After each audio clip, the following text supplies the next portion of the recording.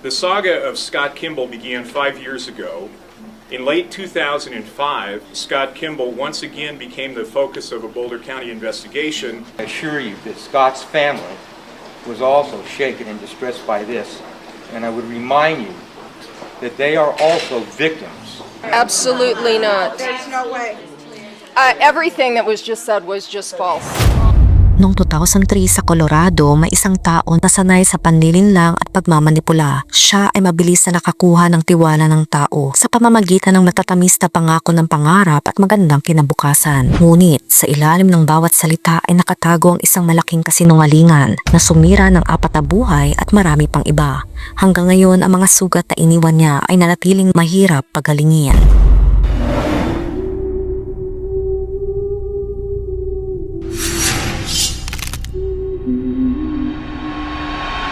Si Scott Lee Kimball ay pinanganak noong September 21, 1966. Ito'y sa Boulder, Colorado. Ang kanyang kabataan ay puno ng kaguluhan at walang katatagan sa pamilya. Nang si Scott ay 10 years old pa lamang, nag-divorce ang kanyang mga magulang matapos aminin ng kanyang ina na si Barb na mas gusto niya ang ibang babae.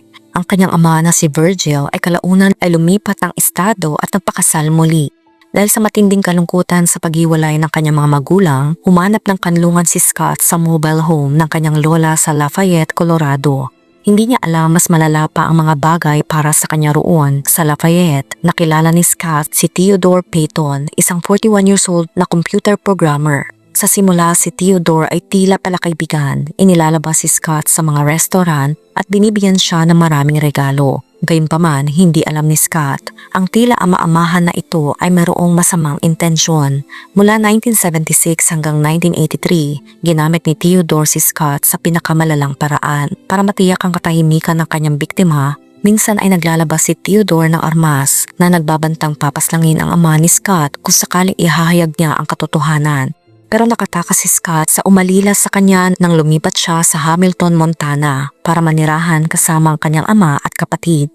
Noong huling bahagi ng dekada 80, nagsimula siya magtrabaho bilang isang gabay, namumuno sa mga kliyente sa malalaking ekspedisyon ng pangangaso. Gayunpaman sa pagiging napapalibutan ng pamilya at pagkakaroon ng maunlad na karera, nahirapan si Scott na malampasan ang matinding takot na idinulot ng taong bumaboy sa kanya. Sa isang pangangaso kasama ang kanyang kapatid na si Brett, noong October 1989, sinubukan ni Scott na voluntaryong tapusin ang sarili gamit ang isang armas. Dahil dito napunta siya sa isang kritikal na kondisyon, siya ay naospital sa loob ng ilang araw. Sa kabila ng lahat, nakaligtas siya, bagamat nag-iwan ng permanenteng peklat sa kanyang ulo ang pinsala. Di nagtagal pagkatapos ng insidenteng ito, natuklasan ng pamilya ni Scott ang mga taon ng pang-aabuso na dinanas niya kay Theodore. Kalaunan ay nahuli at nakatulan si Theodore sa kanyang mga krimen. Gayunpaman, ang patuloy na bangungot ay hindi na tinantanan si Scott. Hindi lang tagal pagkatapos makabawi mula sa kanyang sugat, nalulong si Scott sa mga bawal na gawain. Naganap ang kanyang unang felony conviction noong June 1988 nang siya ay 21 years old. Matapos mapatunayang nagkasala sa pagpapasa ng bawal na tseke sa Montana, ilang buwan lamang pagkaraan, noong October 1988, humarap siya sa mga kaso para sa parehong pagkakasala. Dahil sa medyo maliit na kalikasan ng pagkakasala, binigyan si Scott ng deferred sentence. Ang kaayusang ito ay nangangahulugang hanggat nagpapakita siya ng pangako sa reforma at sumusunod sa batas, hindi na niya kailangan magsilbi ng oras sa bilangguan. Para kay Scott, ang pag-iwas sa bilangguan sa pagkakataong ito ay naghikayat lamang sa kanya na ipagpatuloy ang kanyang bawal na mga gawain. Noong unang bahagi ng 90s, bumalik si Scott sa Colorado at pinalawak ang kanyang mga bawal na kakayahan at sinama ang pagnanakaw. Bukod pa rito, nagpatakbo din siya ng bawal na negosyo na nagpaparenta ng kagamitan sa pangangaso. Noong 1993, pinakasalan ni Scott si Larissa Hens at lumipat sila sa Washington kung saan umabot sa bagong antas ang kanyang mga masasamang gawain. Doon ginamit ni Scott ang isang negosyo ng troso bilang pantakip sa pagmamaniobra ng isang malagim na scam. Ito ang nagbigay daan sa kanya upang magnakaw ng mas malalaking halaga ng pera mula sa maraming individual. Ilan sa kanyang mga biktima ay ang dentista ng kanyang asawa at ang mga obispo ng simbahan nito. Ngunit muli nakaiwas siya sa pagharap sa mga legal na kinahihinatnan para sa kanyang mga aksyon. Noong 1997, nakipag-iwalay si Larissa sa asawa niyang si Scott dahil sa hindi na niya matiis ang mga ginagawa nito. Isinama niya ang kanilang 2 anak. Pagkatapos ng 2 taon, inakusahan niya si Scott ng pagdukot na dinukot siya habang may armas at paulit-ulit siyang inabuso. Pero hindi siya nakasuhan dahil kulang ang ebidensya. Sa huli, nabunyag ang mga nagawa ni Scott pagpasok ng taong 2000.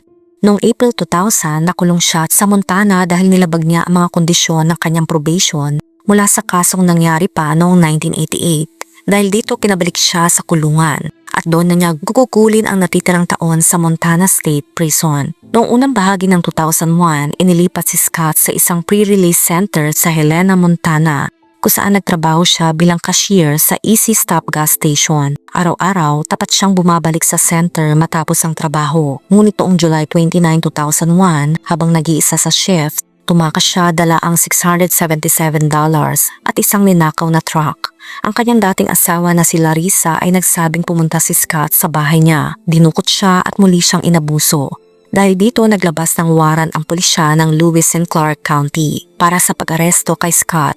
Upang makalayo sa batas, tumakas si Scott patungong Alaska at gumamit ng pangalan ng kanyang kapatid bilang bagong pagkakakilanlan. Doon nakipagrelasyon siya kay Catherine Curtis. Noong November 2001, pumeki siya ng halos $25,000 na tseke. Gamit pa rin ang pangalan ng kanyang kapatid mula sa mga blankong tseke na nabili niya sa isang office supply store. Gayunpaman sa kalaunan ay nahuli rin si Scott ng mga pulis sa Alaska. Pagkatapos siyang arestuhin, natagpuan ng mga pulis ang $11,300 na puro $100 bills sa isang hotel sa Cordova, kung saan nanuluyan si Scott kasama ang kanyang fiancé. Matapos ito, ikinulong siya sa Anchorage. Habang nasa kulungan sa Alaska, ayaw ni Scott na basta nalang mabulok sa loob. Gamit ang kanyang kakayahan sa pagmamanipula, kinumbinsi niya ang mga ahente ng FBI na makakatulong siya bilang impormante. Sinabi niya na may nalalaman siya tungkol sa isang kapwa bilanggo na si Arnold Flowers, na umano'y nagbabalak na paslangin ng isang federal judge, prosecutor at testigo. Dahil sa impormasyong ito na aresto si Flowers at ang nobya nito noong March 2002 sa iba't ibang mabibigat na kaso. Dahil naging matagumpay ang tip ni Scott, naniwala sa kanya ang FBI. Nag-alok pa siya na tumulong sa iba pang kaso. Kaya tinransfer siya sa isang low-security prison sa Colorado noong June 2002. Pagdating ng huling bahagi ng 2002, sinabi ni Scott sa FBI na ang kanyang bagong cellmate na si Steve Ennis ay nag-utos sa kanya na paslangin ng isang testigo sa kaso ng bawal na substance. Ayon kay Scott, dahil may tiwala sa kanya si Ennis, magagamit niya ito para mapapagsak ang grupo na pinamumunuan nito. Hindi lang iyon, sinabi rin ni Scott na may impormasyon siya tungkol sa pagkasawi ng isang federal prosecutor na si Thomas Wales na isang hindi pa nare-resolbang kaso. Dahil sa mga kwento ni Scott, pinalaya siya ng FBI noong December 2002 para maging opisyal na impormante. Binayaran siya at binigyan ng proteksyon kapalit ng impormasyong makukuha niya. Pero ang hindi alam ng FBI, gagamitin ni Scott ang kanyang kalayaan sa masama. Magsisimula na siya ng serye ng pagpaslang. Ilang araw lang pagkatapos makalabas ng kulungan, nakipagkita si Scott kay Leanne Emery, isang 24 years old na babae mula sa Centennial, Colorado. Si Leanne ay may madilim na pinagmulan, galing sa abusadong relasyon, nawala ng trabaho at may bipolar disorder. Nalulung din siya sa bawal na substance. Noong huling bahagi ng 1990s, nagkaroon si Leanne ng relasyon kay Stephen Holy. Nakalaunan ay nakulong rin sa parehong kulungan ni Scott. Palagi raw ikinukwento ni Stephen si Leanne sa kulungan. Kaya nakilala ni Scott ang tungkol sa kanya kahit hindi pa sila nakikita. Sa ilalim ng pagkukunwaring gusto niyang tumulong kay Leanne, nakuha ni Scott ang tiwala ng babae. Mula roon, sinama na niya si Leanne sa kanyang mga bawal na gawain. Isa sa kanilang ginagawa ay magnakaw ng mga tseke at credit card info mula sa mga basurahan ng post office. Dahil ang nobyo ni Leanne na si Stephen Holy ay nasa solitary confinement, ay kumapit siya kay Scott. Kahit alam niyang delikado ito, marahil wala na siyang ibang matatakbuhan kaya patuloy siyang sumama kay Scott. Noong January 2003, sinabi ni Leanne sa kanyang pamilya na magkikibing trip siya sa Mexico. Pero hindi ito totoo. Sa halip gumala siya kasama si Scott sa 4 na estado. Nagnakaw sila ng tseke na nagkakahalaga ng $15,000 at ginamit nila ang credit card ng tatay ni Leanne para sa gastos. Napansin ng tatay ni Leanne ang kakaibang galaw ng credit card at nagsimulang maghinala. Noong January 27, 2003, tumawag si Leanne sa kanyang mga magulang. Sabi niya magtatagal siya ng pananatili sa Mexico pero ang totoo nasa Colorado siya. At iyon na ang huling pagkakataon na nakarinig sila mula sa kanya. Pagkalipas ng 2 araw, inalok ni Scott si Leah ng camping trip sa isang liblib na lugar sa Utah. Pagdating nila doon, pinutukan niya si Leanne at itinapon ito sa isang bangin dahil para sa kanya, wala na itong silbi. Habang hinahanap ng pamilya si Leanne, ibinunyag ng nobyo niyang si Stephen Holy na baka may kinalaman si Scott, ang dati niyang cellmate. Ngunit ang sabihin ito ng ama ni Leanne sa mga pulis, hindi nila ito pinaniwalaan. Habang nangyayari ang lahat ng ito, naghahanda na naman si Scott na mambiktima. Ang sunod ay si Jennifer Marcum, 25 years old, isang club dancer mula Aurora, Colorado. Siya ay kasintahan ni Steve Ennis na dati ring cellmate ni Scott. Noong unang bahagi ng 2003, nilapitan ni Scott si Jennifer at nagkunwaring tutulungan siya laban sa mga bantang galing sa grupo ni Ennis. Nagpakilala siya bilang isang matagumpay na negosyante at tinaalok si Jennifer ng trabaho sa isa raw niyang coffee shop sa Seattle. Nahirapan si Jennifer sa kita niya bilang dancer kaya inakala niyang opportunity ito para sa bagong simula. Inilipat niya ang kanyang gamit sa bahay ni Scott bilang paghahanda sa paglipat sa Seattle. Pero delikado pala ang desisyon na ito. Noong kalagitnaan ng February 2003, ilang linggo lang matapos makilala si Scott, nawala si Jennifer nang walang kahit anong bakas. Ang kanyang berdeng 1996 Saturn na kotse ay natagpuan sa Denver International Airport. Akala ng mga pulis lumipad siya patungong New York pero walang record na sumakay siya ng eroplano. Nang tanungin si Scott tungkol sa pagkawala ni Jennifer, nagbigay siya ng iba't ibang kwento. Sa una, sinabi niyang pumunta raw si Jennifer sa New York. Pero kalaunan, sinabi naman niyang pinapastang ito ni Steve sa isa sa mga tauhan nito. Pero ang totoo, si Scott mismo ang pumaslang kay Jennifer gamit ang nakakasawi na dami ng gamot. Si Lori McLeod, isang single mother na nakilala niya sa isang kasino sa Black Hawk, Colorado. Si Lori ay 39 years old at nagtatrabaho sa isang salon. Mabilis siyang naakit kay Scott na nagpapakilala bilang mabait, matalino at nagtatrabaho raw para sa FBI. Noong panahong iyon, hirap si Lori sa pagtulong sa anak niyang si Casey. 19 years old na may problema sa pagkalulong sa bawal na substance. Dahil sa sinabing trabaho ni Scott sa FBI, naniwala si Lori na makakatulong ito sa kanilang mag-ina. Ngunit isang trahedya ang nangyari noong August 2003, nawala si Casey. Sabi ni Scott, nasa isang trip daw siya sa mga oras na iyon. Dahil hindi umuwi si Casey, humingi ng tulong si Lori sa pulis pero tumanggi silang i-report si Casey bilang nawawala. Ang dahilan nila, may edad na si Casey, kaya pwede raw siyang umalis kahit kailan basta hindi labag sa batas. Kahit mahinala na kay Scott, pumayag si Lori na pakasalan siya pagkatapos ng pagkawala ng kanyang anak. Kumuha pa siya ng life insurance policy sa pangalan ni Casey, kung saan si Scott lang ang nakalistang benepisyaryo na nagbibigay kapangyarihan kay Scott na tatanggap ng pera kung may mangyari kay Casey. Ang hindi alam ni Lori noong araw ding iyon ng August 2003, binigyan ni Scott ng sobrang daming gamot si Casey na agad niyang ikinasawi.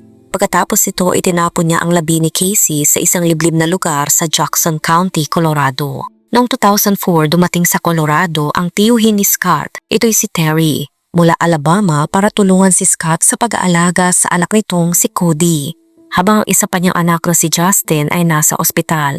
Sa panahong ito na ibalik na kay Scott ang kustodiya ng kanyang mga anak. Si Terry na 60 years old ay may mabuting puso at gustong tumulong sa pamilya. Pero sa mata ni Scott, isa siyang pagkakataon para sa pera. Dahil alam niya may dalang libo-libong dolyar si Terry, pinaslang siya ni Scott para makuha ang pera. Pagkatapos ng insidente, ginamit pa ni Scott ang pangalan ni Terry para sa mga sumusunod.